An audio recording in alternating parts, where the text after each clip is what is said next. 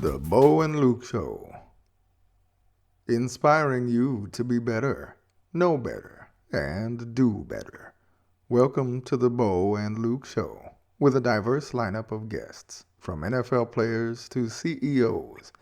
It's real and it's raw. From the Hale Media Group, here are your hosts, Robert Bo Bravo and Luke Carignan. All right, Bo and Luke Nation. Not in the studio with us today is Bobby Moran, CRO of EverFi, and our first ever repeat guest. Actually, Bo isn't in the studio. I'm not in the studio. We're all at home. And Bobby, we had such great feedback from your last episode that we decided to have you back, especially going on with everything going on right now, causing folks to have to work from home. Bobby, welcome to the show. Bo, say hi to Bobby. Bobby, how you doing? Nice to have you back. Doing great, man. Thanks. Good to be back. Awesome. So, Bobby, go ahead. Go ahead, Bo. No, I was just saying I love the title of a Bo and Luke Show contributor. I think that's pretty cool. It's fantastic. I'll take it. I'm putting it on my resume right now. There you go. That's gonna help open so many doors for you, Bobby. All right. So, Bobby, we wanted to have you back because I think, your company, just like other companies around the country right now, just made the decision last week to have everybody in the company work remotely, pretty much. And I think EverFi is in the same position, correct? That's right. Yeah. What went into, I guess, rolling that out? I mean, we all know why the decision was made. But what goes into rolling that out, and what kind of directives are you giving to all the workers out there?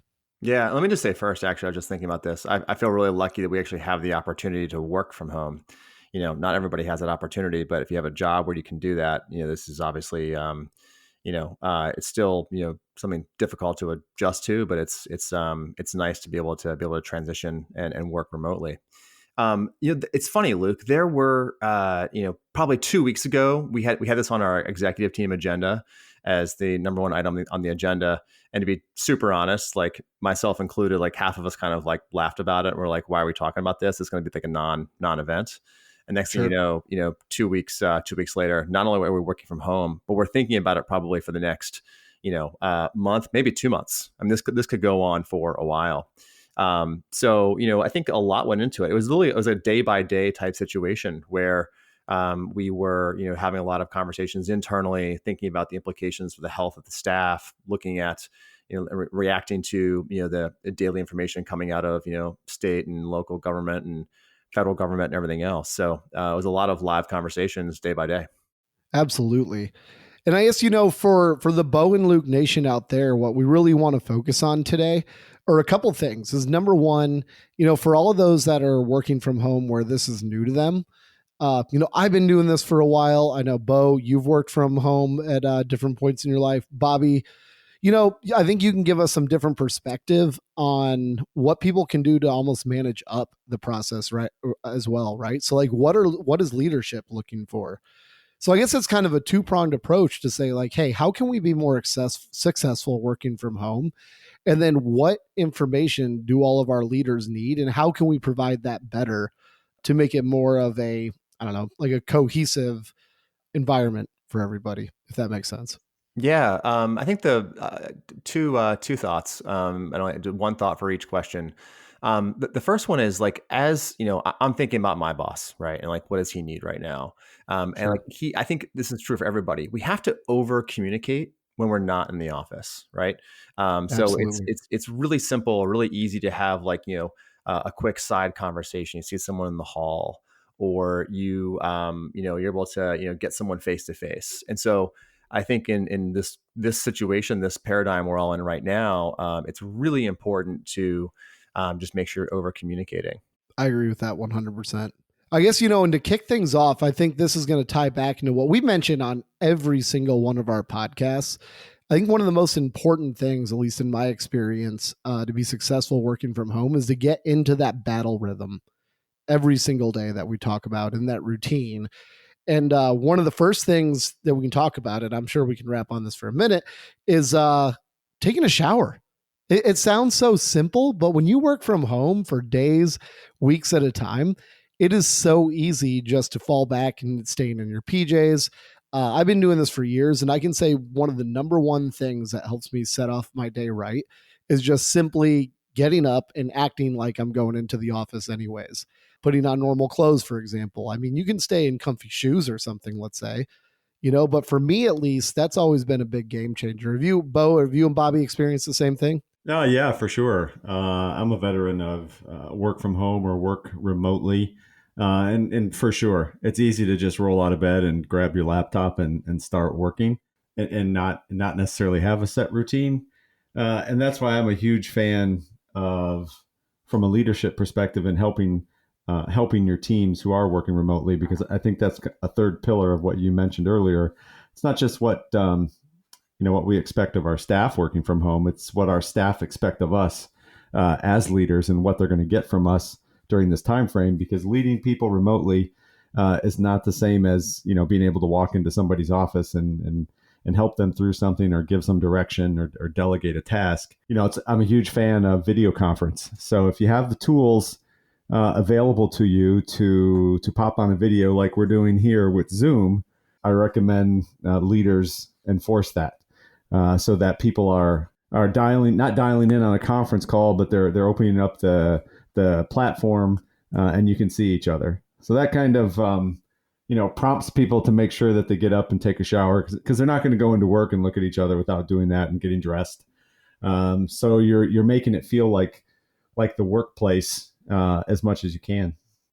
Yeah, let me just sort of double down on what you said there, Bo, because I could not agree more, especially with the difference between just like a phone call and video conferencing.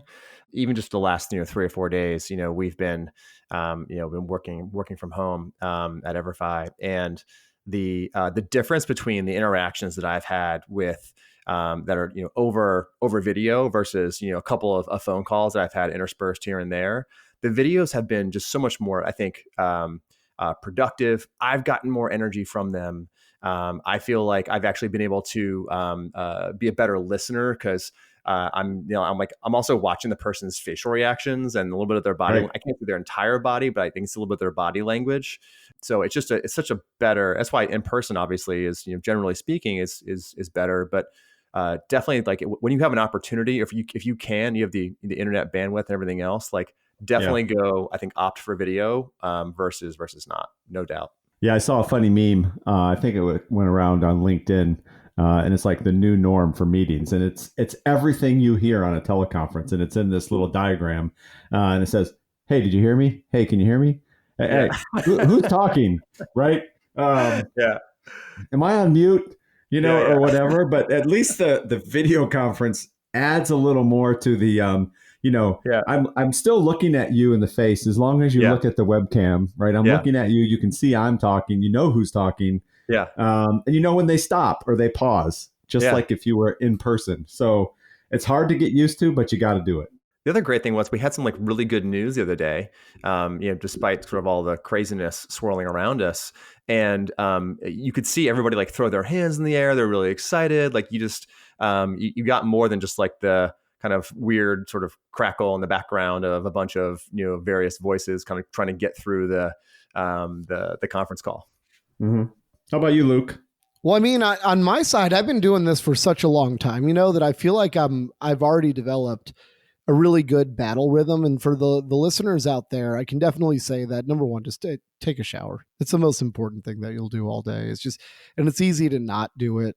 I know a guy that said, I got 4 kids. I started working from home, and I have this small little space down in the basement, and it's just completely changed my life because I don't come upstairs very much. There's no windows. So like, I almost picture like somebody just like getting all pale and looking like Gollum, like crawling up out of the basement every now and then. And that's not good for your health. And that can obviously reflect badly on your work routine. So I'd say a couple things, get into a routine. And then also, what's really helped me is to be able to separate work from home, even though I'm at home. Now, let me explain. Yeah. So try not to let the personal life creep into your work, and then try not to let work creep into your personal life. Now, not letting work creep into your personal life is a really tough one. I remember for a while I was actually, and this is years ago, I had an area set up in my bedroom where I would work. And I would get in this terrible routine where I'd be working and sleeping and working and sleeping in the exact same room. And it just gets to you after a little while. So I would say to have your own separate space to where when you leave work, you actually leave it, at that corner of your house or your apartment or whatever you might be, so that it's nice and separate. And then creating that morning routine is huge. And other than that, I mean, just really dialing in. And I think what Bobby hit the nail on the head is really over communicating your coworkers and your leaders about not only what you need, but what you've been doing. Yeah. Because then, that'll help alleviate some of the concerns they're going to have, which, I mean, number one is, obviously are people working? Because some people are great at working from home. Others really aren't. Yeah. So it really goes into, Yeah, I think this is a great opportunity because this time right now it's not the typical work remotely type of thing where even people go and you hang out at Starbucks because you're good with noise around you or whatever, and you can get work done. With restaurants and coffee shops and everything's closing, that's not an option. So this is truly a work from home. So what would you say to folks who are truly new to this? You don't have an office set up at home or that specific space. How do you help them? Wow. You want me to take that, Bobby, or you want to take it? Go for it. All right. Well, I want to hear your answer too, Bobby, because I know that you typically don't have like a work from home space, do you? You're always at the office. I don't. That's right. I'm going to deflect to you because I think you can answer this one better. I'm not really sure I have it down yet. I was actually just thinking too, I will answer that question, I promise. But just the one thought I had too was just like, coming out of all of this, like whether it's like 30 days from now or 60 days from now, whatever it's going to be, I'm actually wondering like, how much this actually might change how much we do go into the office. Like, will we find that we're actually just as productive using technology tools like Zoom or others? And do people end up saying, you know what, like we are as a company going to have like one day from home a week, or people or managers will feel more comfortable letting employees, stay home, knowing that they actually are getting things done. So if this, if this, we'll call it, test goes well, then I do wonder if it ends up having like a longer term impact on just kind of how we think about these things in general. I think I was just like, what have I done to get set up? I mean, thankfully, I already have like a desk at home, and I couldn't agree more, Luke, that it's important to create that space for yourself. I think one of the things that I've also been trying to do is because it's super easy actually to I've actually found to overschedule myself. So today is a great example. I woke up this morning, had a meeting, started at 8 a.m. And I looked at my calendar and I was like, oh my gosh, I'm literally scheduled back to back between now and 5:30.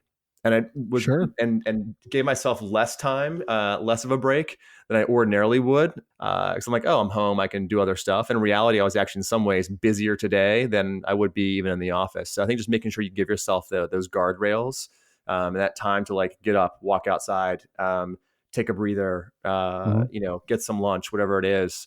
That was certainly something as a lesson I learned literally just today. That's an important thing to call out because you're so right. Like I find that in days during my week, I can be just like you said, back to back to back to back to back every single day. And since I don't have to physically walk anywhere in order to get to the next meeting, it allows me to do that for better or worse, right? Yeah.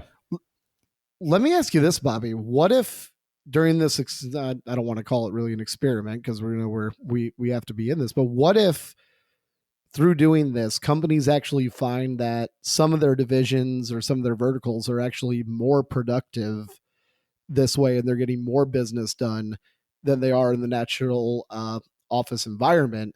And then to build on top of that, obviously there's some very advantageous things business-wise that can come with that, such as opening up your candidate pool that you might have to hire people, nationwide. Bo and I were chatting the other day and we were saying, wouldn't it be crazy if this actually works?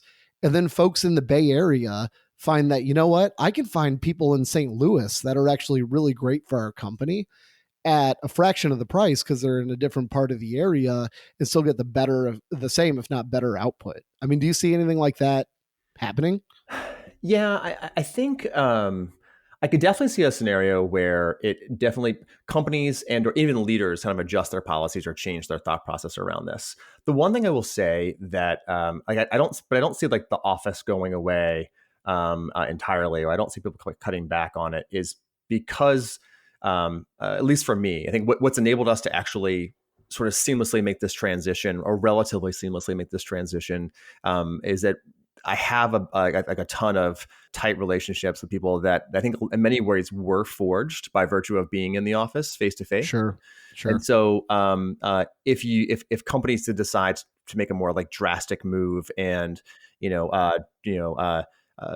significantly reduce the size of their office space, or make it so they had more like work from home was the norm, I think you would still have to consciously create opportunities for people to get together in person once a month, once a quarter at the very least, to forge that bond, because there's still something about like in person, right? It's kind of like why I think still as a salesperson, like given the opportunity, Zoom is so much better than a phone call, but I still want that in-person interaction if I can get it.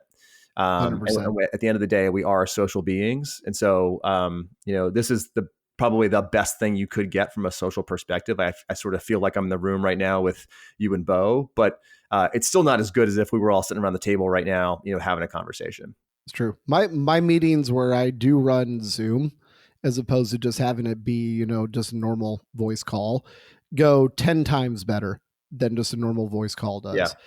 Yeah, I almost think, to kind of bring it back to like, hey, be on video as much as you can with your coworkers.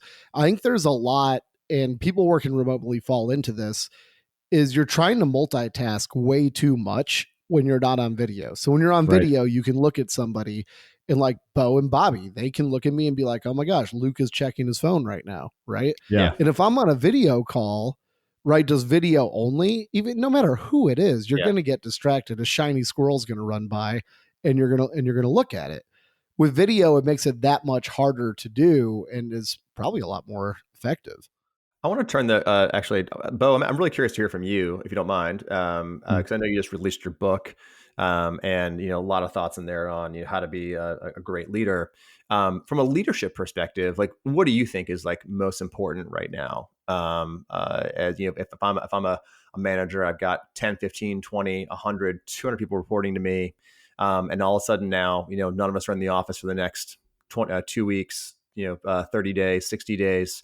What would you say to a manager who for the first time is actually having to manage a remote workforce? What does that person do? Yeah, I think the first thing they do, and I think I made a post on it, or it's going to come out tomorrow, I think. I've worked in software industry for a little while, and if you've never heard the word, it's called scrum. It's a daily scrum. The scrum means, it's not an acronym for anything. Software developers huddle every morning for 15 minutes, and they talk about what they accomplished yesterday, what they're going to accomplish today, and anything impacting or that would impede whatever development tasks they have to work on that day, and then they can take those things offline. So even in HR, and ever since I kind of learned that, I do that with my teams, and I would say it's something when you are put in this situation and you have everybody now teleworking. It may seem like overkill, but if you can do it, schedule whatever time of day you start, 7, 8, 9, whatever. Schedule that first video conference, and literally until you get into that good battle rhythm and your cadence for your team. Now that everybody's working from home, schedule that first video conference. It's like your daily huddle in the morning. It doesn't have to be more than 15, 20 minutes, depending on the size of your team. Hopefully your team's not too big. You can get it done then. But it's not a status update. It's not an information briefing. It's, 3 to 5 things. What did you get done yesterday? What are you working on today? And everybody hears that. Your whole team hears it. Your boss, the leader hears it. And then you're setting the stage for actually, I think what is super important when you're working from home, because you physically are not with people in the office. Obviously, you're setting the stage for really leading by having folks have deliverables and milestones that they're hitting to make sure that work is progressing. Super, super, super important. If you're going to measure some type of performance with people working from home, You got to know exactly, or you need to set in, what they're working on, what you need them to finish in that day, and then you're actually following up with that. So if you're taking good notes and someone tells you today, this is what I'm working on, tomorrow they should tell you, hey, this is what I finished yesterday, and it should be exactly what they told you yesterday. And you should have some type of product that you can see the results of that. So it goes back to what you said earlier, right? Communicate. It's just taking, you got to do that. You have to set that standard as soon as possible. Speaking of communicating, I'd like to communicate something to the two of you.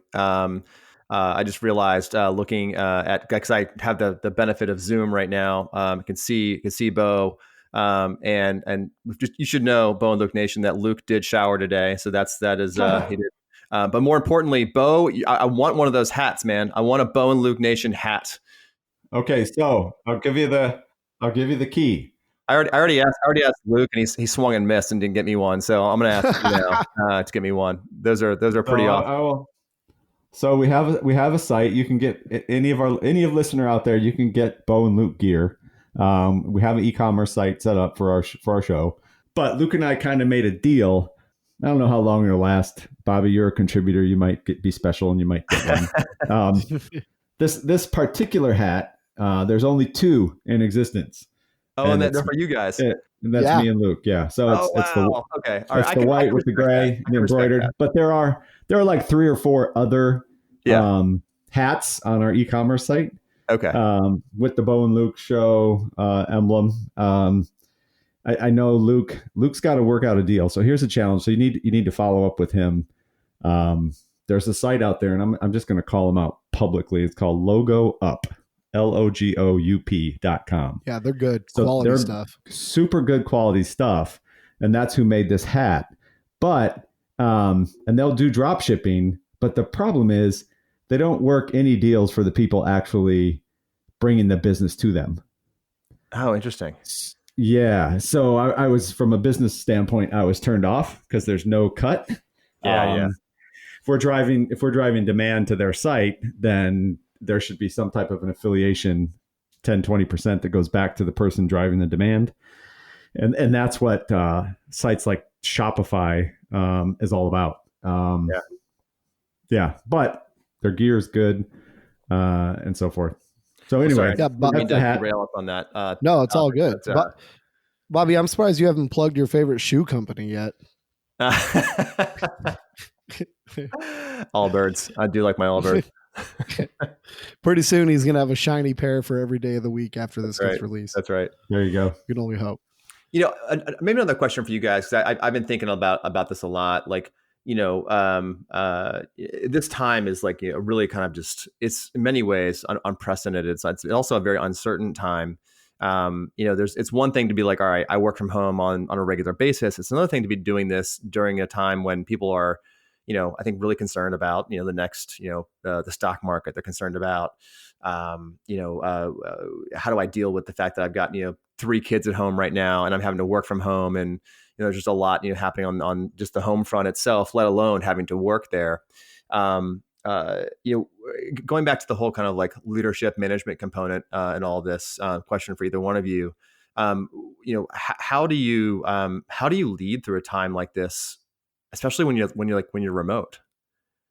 Yeah, fantastic question. I'll take a piece of it, and you have to answer too. This is a co-hosted show, Luke. So great question. So your remote goes back to communication for sure, and reassuring people, having the conversations, that reassuring people that you're trying to keep business as normal as much as possible. Follow the guidelines. We're an incredibly resourceful, strong country, and I know that I have full faith and confidence that we'll get through this in relatively short order over the next couple of months. One of the figures that I keep watching is the recovery rate and people who are contracting the virus, and then the number of people who are actually recovering. I think that's the positive side. I think a lot of what you hear on the news is about the number of new cases, the number of deaths, the mortality rate between whether people are 80 and over versus the younger generations. But you don't hear a lot about recovery. And, thousands of people have had it and have already recovered around the world. So if it holds true here, what's happening elsewhere in China and where it started, we will recover. People will recover, and we will get back to normal. I literally just read a report this morning from the CEO of Starbucks, who reported that 90% of their stores are open again in China. So from what they tell us, it started there late December 2019, right? So that's 2.5 months ago. And they're already back to 90% capacity across the country. So hopefully, I have faith that similar scenarios will play out in around the world and in other countries and in our country. And by I think all the steps that we're taking, it might seem like panic, but it's really just to kind of slow things down and get it through faster. So by I'm hoping by end of April, May, we're back to life as usual. So I think just constantly reiterating that and keeping people up to date. Yeah, I agree with that. I think also on an individual basis for each one of us out there, myself included, two of us, all of our listeners, 99% of what we're consuming right now from the media and everything else, we can't do anything about. I'll tell you what we can control. Number one, we can wash our hands. And number two, we can focus on the task at hand that we have, whether it's with our jobs, our personal lives, and keeping all of those intact and moving forward. And if not everybody does their job doing that, that's when we start seeing companies, the economy, personal lives, things like that start to fall short. So I think just having the mentality of, hey, this is something that I can control. What can I do? I can wake up. I can do the best job that I can. I can focus in on what I can control. And even we're doing the social distancing right now. That's okay, but it's not something that we have direct control over. And I see a lot of that bleeding in with the just the worry and the stress that people are having. And that would be, I guess, my one advice that, hey, I tell it to myself all day too. And I have to remind myself, don't give in to all of this. Just pay attention to what you can control. And if we can do that as a whole, I think we're going to get by this just fine. Yeah. And I think it's important too, as you're saying that, what you can control. I think it's also important during times like this to be, from a leadership perspective, is just to be human, right? Ask your people, ask your teams that you lead, how they're doing, how their families are doing. We're all in this same scenario. We're all working from home. Know if they have children and if their children are home with them, and just have an understanding and show empathy. If for some reason their child is sitting on their lap while they're trying to have a video conference with you, and because that's just what's happening in their life at the moment, just embrace it. As a leader, I think you'll come out on the brighter side of things, and helping your people through, and not being abrasive and holding things like that against them, because there's a lot of people in that boat right now, and I think they need our support more than they need criticism. So you guys, we're still on the same page, because I in preparation for today, I made some notes, and I said the first thing I have on here is, quote, be a human. And by being a human, it's like your job is not to pretend like everything's okay, right? Like this is like a difficult time, and I think in some cases, like just being vulnerable and acknowledging that the things that you're struggling with as well, it gives your team permission, right, to do that with you. It's kind of a taking a little bit from Brene Brown in the whole thing around just vulnerability, and like leaders who are vulnerable, they get more out of their teams. That said, I think it's important not just to stop there and sort of like commiserate or be vulnerable. It's also important, Luke, to do what you just said, which is helping your team focus on what they can control, right? Whatever that may be. But it's about helping them have the right mindset. Because it really is easy to let yourself spiral into circles of unproductive worry, right? Mhm. When there's, just a ton of things going on that you can't control. So literally just took the two things that you guys just said. I was like, that's exactly kind of how I was thinking about it. So I think we're onto something. Yeah, I do too. And I And guys, think go ahead, Luke. oh no, you go. Finish that thought. I was just going to say, um, it's a different dynamic at this particular moment because there's so many of us in the same exact situation, and schools are closed and kids are home. You might have two spouses and they're home with the kids. They're both trying to work from home. Us as leaders, I think, really need to be sympathetic to that, and maybe we don't have our exact same work hours that we're normally having, because maybe the two people at home need to kind of shift, who's watching the kids or who's changing the diapers, so that you can take your meeting at 2, and then maybe I still have to be working at 6 or 7, and that's not normal, but we have to kind of adjust. So I think being human again and being cognizant of who our people are and who is on our team and what their home front dynamics are, so that you can help them, so we can all get through this together, I think is very important. That literally happened to me last night. Although I was asking somebody to meet on Sunday, he asked if, we could do it. He has two young ones, I think like a 5-month-old and like a 3-year-old, and said, can we just do it after 7:30? Because, needed to put his kids down. So that makes total sense. Yeah, guys, what you're calling out here, I mean, is it's here. Work from home with kids is here today. Yep. And I mean, we didn't get here because what's interesting is we didn't get to this place because we decided to be flexible as a society. We were forced to do it. And it's going to be really interesting to see what comes out of it. I personally believe that the workforce today is actually going to do just what you said and make the best of it, be flexible.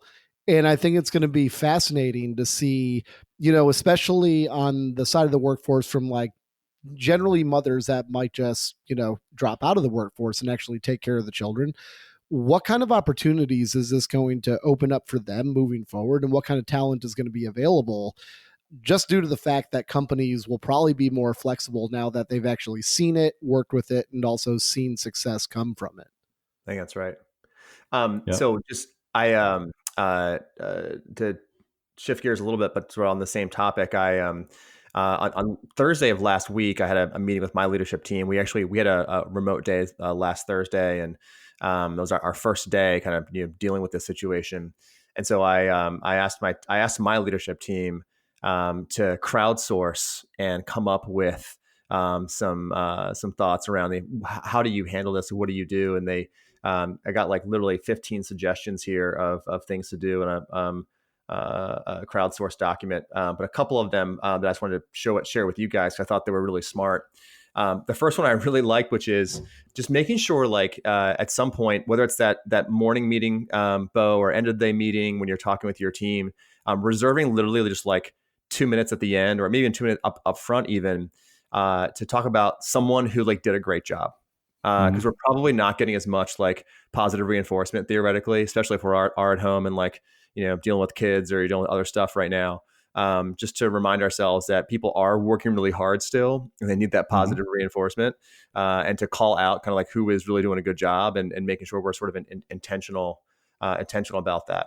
And another one someone brought up I thought was really interesting, which is he called them mini one-on-ones. So typically I'll have a one-on-one with a direct report. It'll be like, half an hour minimum at least, or, even an hour long. And he said we should schedule these like just 5-minute check-ins, maybe 2 or 3 throughout the course of the day. You put them on the calendar, you're going to have them. But it's a way sort of just like to check in, take someone's temperature, see how they're doing, field a question or two. But it's not like your typical 30-minute or hour-long check-in with somebody. So those were just 2 of the ideas I thought were pretty interesting. I think those are awesome, and that those whoever wrote those hit those right on the money. I love the idea of mini one-on-ones, check-ins throughout the day, lends to the over communicating, but you're doing it in shorter bursts, so it's the constant, that continual check-in with folks. Make sure they're helping. Hey, you're part of the team. I'm checking on you. Quick update. I think that is fantastic. Yeah, I agree with that too. It'll be interesting to see too. I don't know because from working from home, I've seen people in the past that it seems like they can either handle it or they can't. And, I've said that over the past few years. It's one of those things that I think comes with, I don't even know if maturity is the right word or it's just discipline or responsibility that they have, but it seems like some people can do it really well and other people have a really hard time doing it. Yet now that I see all my other coworkers, since I'm doing it so much, I almost feel like a responsibility to make sure that my other coworkers don't fail at this, which is an interesting feeling to have because we don't work together on a daily basis. I don't see them. I maybe see them once every couple of months, but I still really do want to make sure that they succeed doing this. And I find myself trying to get in there and help them out a little bit more than I normally would, which is interesting. I didn't think that would happen. So look, I worked from home literally like 15 years ago for about 6 months, and to be totally honest, like it drove me crazy. I think partially because I'm somebody who just like derives, but I think you're very similar. Like you derive a lot of energy from people, and so I know you like to move fast, move quick, and just one of the challenges I had with it way back in the day was I just felt like I was going to go stir crazy. And like I needed that, that interaction with others. So I'm just wondering kind of how do you cope with the, the sort of the stir crazy sort of component of this, or how do you cope with that? Yeah. So the way that I do it now, everything has kind of changed now that we just can't go out and go to Starbucks or anything like that, right? Some of the ways I used to do it is, if I were going to, I don't know, go do admin work, I'd go somewhere else like Starbucks and do that for a little bit. Now that I'm at home, like I have a patio, right? I can go outside and get a little bit of sun and sit on the patio. And then one of the other things that I do is I just have real conversations with coworkers. Like it might be somebody that I work with pretty consistently, Mm-hmm. Sometimes I'll just call them up and have like that water cooler talk for 10 or 15 minutes. Mm-hmm. And it might be about work. It might, go and talk about the Chicago Cubs for a few minutes or something like that. I think that's super important because, you called it out, Bobby. Like I'm a butterfly. I'm a social butterfly. I need that. I need my friends, Mhm. That's just the way I am. So I think that for me to keep my sanity, that really helps is just to have those times during the day when I can talk to people just a little freely. And I think it honestly happens a lot more when you're in the office than people even realize that it does. And I think everybody really has, I don't know, the need for that social connection. So that's what I do, is I just make sure that I'm constantly having those conversations or, it's amazing how getting out of the house later, like I'll tell, my wife, I'll say, hey, I'm getting really stir crazy. And like I have to convince myself to do this, but I'll be like, okay, well, I'm going to take my dogs on an extra long walk this evening and we're going to go around the block, a way we normally don't go. And after that 30 or 45 minutes, I just feel completely rejuvenated. So I think it's just those little things, getting outside, getting out of your norm will be much better. But then, I mean, you're going to find, look, people are going to find newfound time to do things right now. I mean, Bobby, you're in the DC area, but you live pretty closely. How long does it take you to normally get to work? It's probably anywhere from like 15 to 30 minutes, depending on traffic in the morning. So each way. So it could be like an hour each direction. Very easily. Yeah. So you're getting, think about it this way. You're getting, and I bet most people's commutes are even longer than that. You're getting a full work week, almost a full work week, almost 40 hours per month back into your month. That's insane. Yeah. The only thing though about it that's kind of, I actually, for the most part, there are some days where I, absolutely despise DC traffic. But for the most part, I do kind of enjoy that time because that's my time to, crank up the tunes, sing along in the car, all that sort of fun stuff. So it can be, I think you have to make sure, what I have to make sure for myself now is, I really do enjoy music, and all of a sudden, I don't have that in my day. I have to make sure I find time for that, right? In this new paradigm. One thing my wife said to me last night, I told her we're going to be talking today about this topic, and she and I are very different. She's smart. I'm not. She's really attractive. I'm not. But she's also kind of like more of like an introvert, and she was she likes, I mean, she really needs to be able to focus, right? Like her thing is about like put her head down and get 30 minutes of work done and like not to bother her. And meanwhile, I'm like looking for distractions like left and right. But she was telling me, that one of the things she would suggest is like having like speaking of the whole like communication piece, having like a communication policy around mediums like Slack, so that like basically like you're going to be in front of your computer pretty much all day long. I think there might be an expectation. Her point was, might be an expectation that like you're available to, respond to somebody faster than what you would be if you were in the office, but like in a different room or something like that. Mm-hmm. So just to, I think, have a I don't want to say a policy so much, but having like an understanding of just because I'm at my computer all day now, or more so than what I was, doesn't mean I'm all of a sudden available for like, to be distracted or G-chatted, or I'm gonna get back to your emails faster than what I used to going forward. Yeah, I think that's great advice, and it goes back to, this is an opportunity to really set expectations across multiple fronts between leaders and their staffs.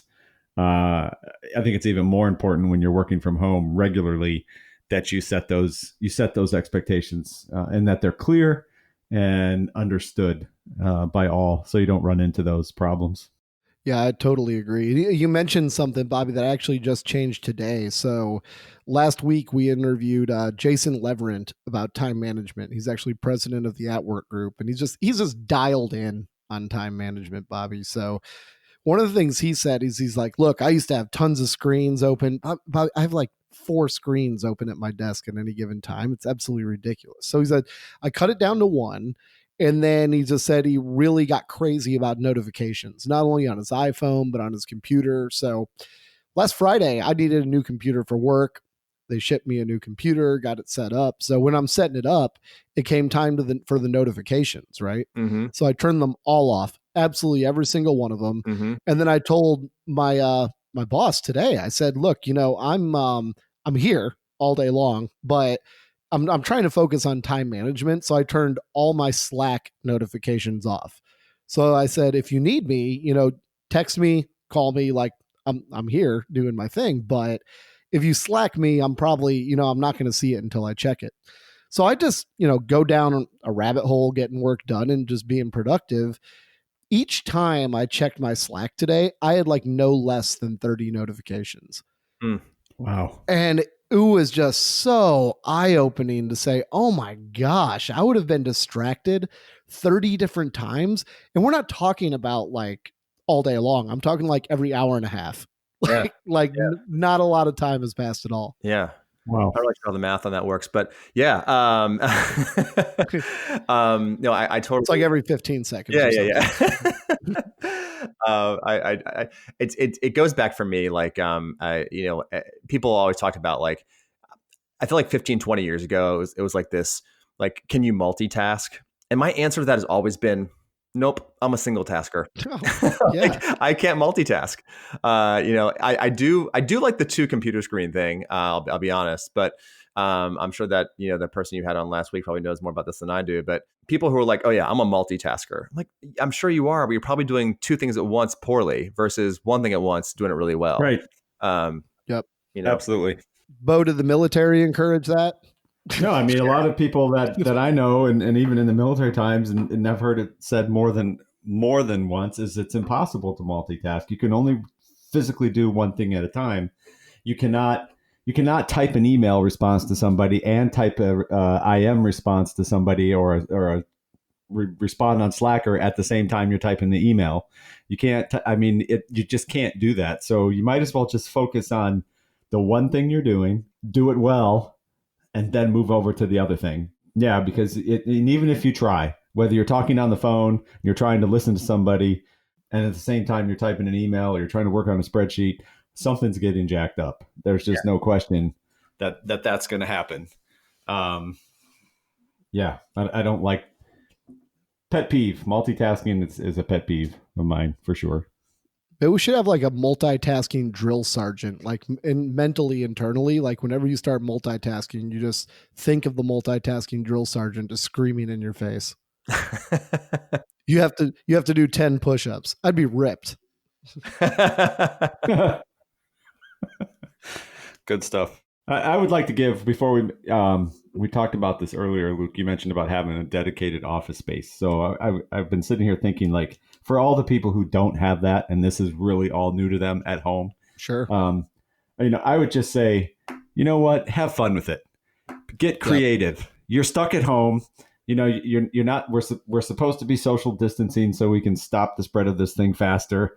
Have fun, get creative, change. You're going to be home for a few weeks, maybe 4 weeks. Move your furniture around, take some time to block things off and say, you know what, this is my office because I'm going to be here for the next 4 weeks, and just make it a game. Have fun with it.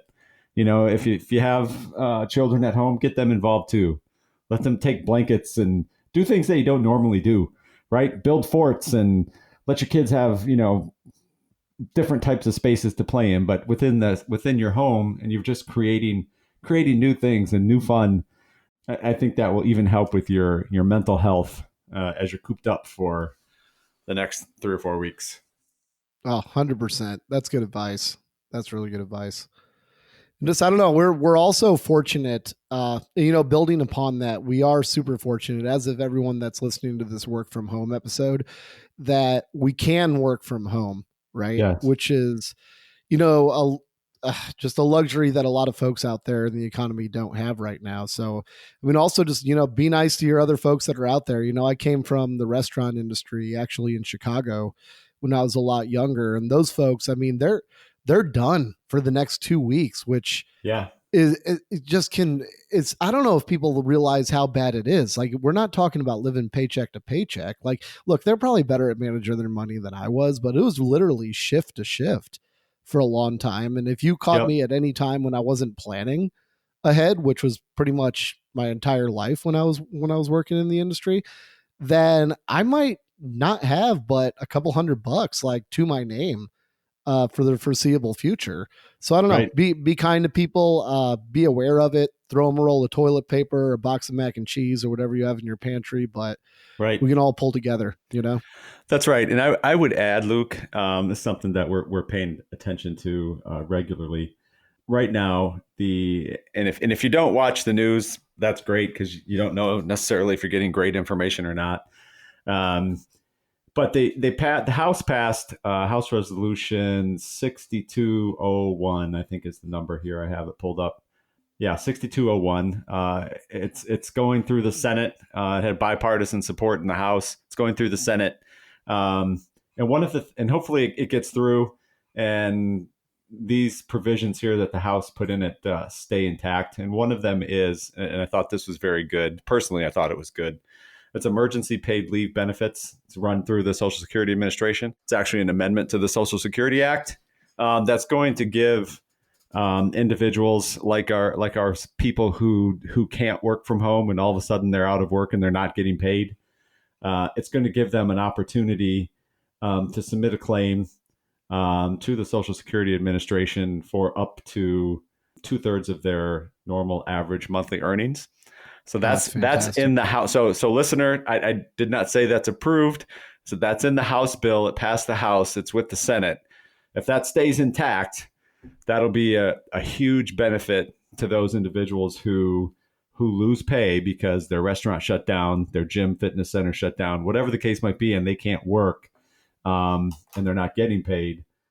It just so keep an eye on that. If you're not watching the news or paying attention to that, and you happen to hear it on the Bo and Luke show, fantastic. Just keep an eye on it, because that can help.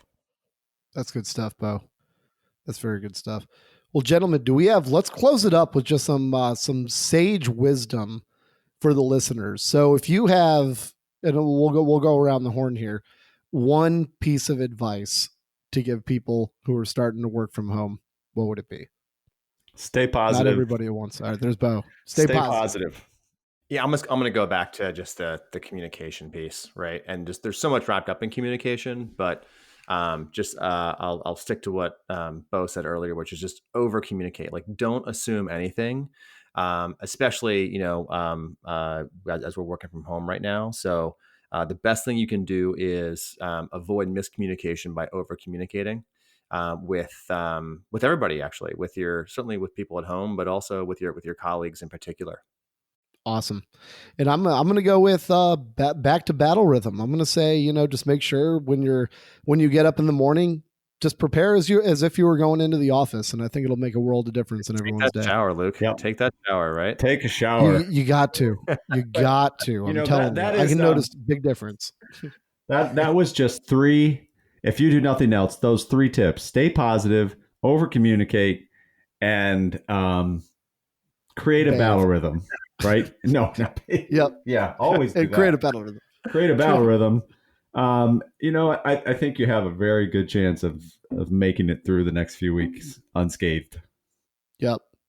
I totally agree, boys. Well, for all our listeners out there, I mean, we're all work from home. We're all separate, but I don't know. We're all there for each other, and Amen. We'll continue to be. Bo and Luke Nation, that's a wrap.